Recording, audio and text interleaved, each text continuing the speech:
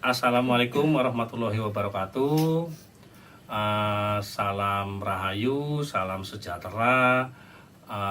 Tak lupa saya ucapkan kembali selamat pagi, selamat siang, selamat sore, selamat malam untuk semua rekan-rekan dan semua pecinta Tosan Aji yang ada di bumi Nusantara. Salam rahayu.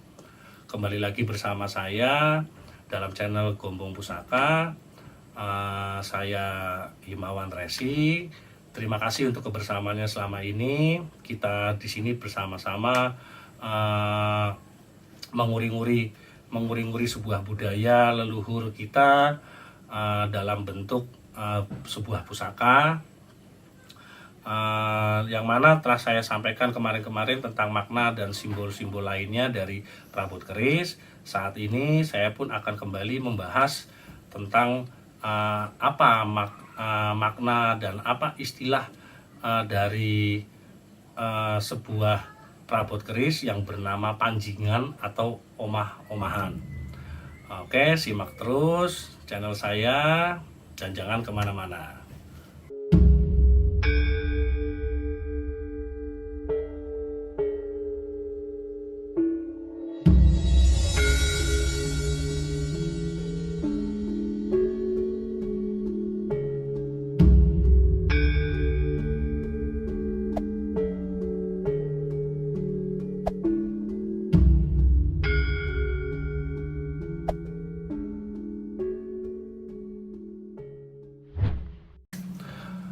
Arti kata panjingan atau omah-omahan dalam sebuah perabot keris atau warangka keris, di mana letaknya dia dan apa artinya, inilah yang disebut dengan apa yang dimaksud dengan istilah panjingan atau omah-omahan adalah dia adalah lubang untuk memasukkannya keris.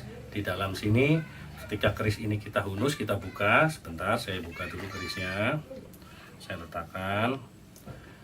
Lubang ini adalah yang dinamakan panjingan atau omah-omahan. Panjingan ini berasal dari kata panjing yang memiliki persamaan kata dengan manjing. Dalam bahasa Kromongoko, manjing memiliki arti masuk. Kedua, menandakan waktu atau hampir waktunya. Contoh kalimatnya adalah seperti ini. Iki wis manjing maghrib, akeh lowo podo mabur, yang diartikan ini sudah masuk waktu maghrib, banyak kekelawar berterbangan, seperti itu. Dalam bahasa Indonesia, kata masuk adalah sebuah homonim karena artinya memiliki ejaan atau pelafalan yang sama tetapi maknanya berbeda. Masuk memiliki arti dalam kelas verba kata atau kata kerja, sehingga masuk dapat menyatakan suatu tindakan atau keberadaan. Nah, istilah panjingan atau manjing yang berhubungan dengan perabot keris adalah lubang di mana tadi tempat masuknya keris dalam warangkanya. Sebagai contoh, ada lagi istilah ungkapan dalam masyarakat Jawa yang berbunyi curiga manjing warongko. Pasti kawan-kawan Tosan Aji semua sudah paham akan istilah itu. Tegese keris dileboke warongkone, yang artinya keris dimasukkan ke dalam sarungnya.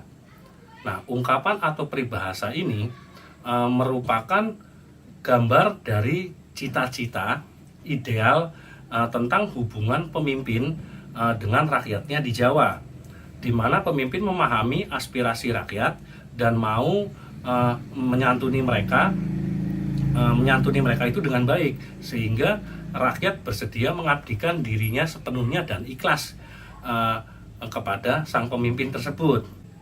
Istilah tersebut pun dalam dunia pewayangan diilustrasikan dalam cerita Bima Paksa atau Bima Suci, yang maknanya di situ mengesankan curiga manjing warongko. Dengan di situ ceritanya karena Dewa Ruci digambarkan manjing atau masuk ke dalam tubuh Bima.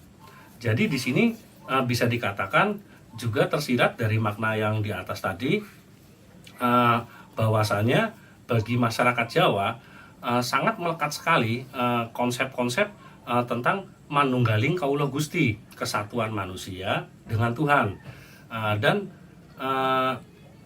ini bisa juga disebut juga dengan wihdatul wujud, sehingga melahirkan istilah-istilah curiga mancing warongko. Begitulah ungkapan tersebut seolah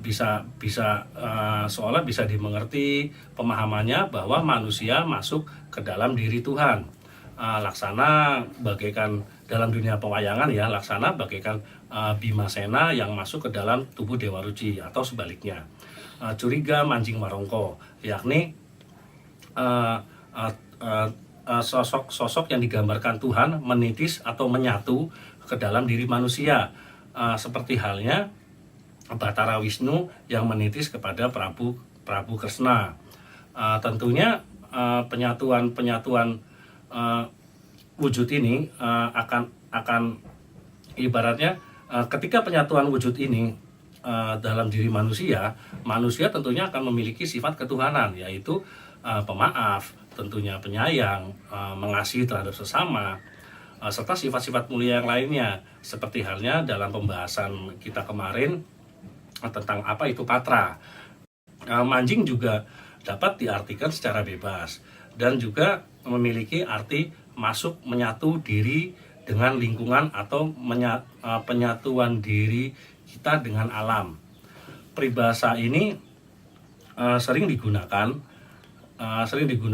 sebagai suatu nasihat, seperti contohnya pandai-pandailah kita menyesuaikan diri dimanapun kita berada, agar tentunya agar kita selamat dan memiliki banyak teman atau banyak sahabat, atau kita memiliki banyak koneksi. Sebab tanpa berhasilnya manusia atau kita itu menyatu dengan lingkungan, keberadaan seseorang istilahnya itu tidak berbeda jauh dengan contohnya dengan lumut yang tumbuh di atas batu, yang dimana di saat musim hujan dia akan menghijau subur indah, tapi dikala kemarau datang dia pun akan terlihat kering kerontang, dan dia bahkan akan mati sia-sia tanpa bisa ditolong lagi si lumut tersebut.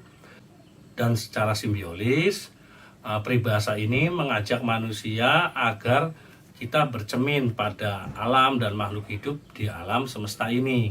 Contohnya seperti makhluk yang hidup di sungai atau perairan, yaitu misalnya seperti ikan, ganggang, serta hewan-hewan lain yang ada yang hidup di dalam perairan tersebut. Di sini pun kita diajarkan, meskipun mereka berbeda, tetapi komunitas yang hidup di dalam sana itu akan serasi sepanjang waktu. Artinya mengamalkan atau mengupayakan segala sesuatu secara bersama-sama akan menghasilkan suatu keserasian hidup. Sementara itu yang berbeda dijadikan semacam karangan bunga guna menyemarakan kebersamaan mereka. Dan dengan demikian keakraban pun terjalin bukan semata-mata dalam hubungan lahir, tetapi suatu keakraban dan kebersamaan itu akan terpatri di dalam relung hati kita.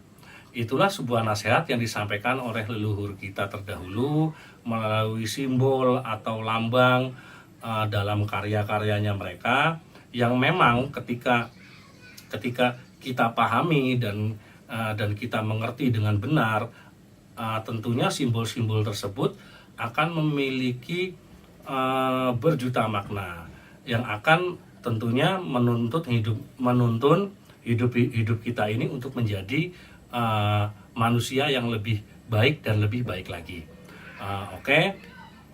Di situ pembahasan tentang apa arti dari panjingan atau lubang tempat masuknya keris ini. Terima kasih, saya ucapkan assalamualaikum warahmatullahi wabarakatuh, salam budaya, rahayu, rahayu, rahayu.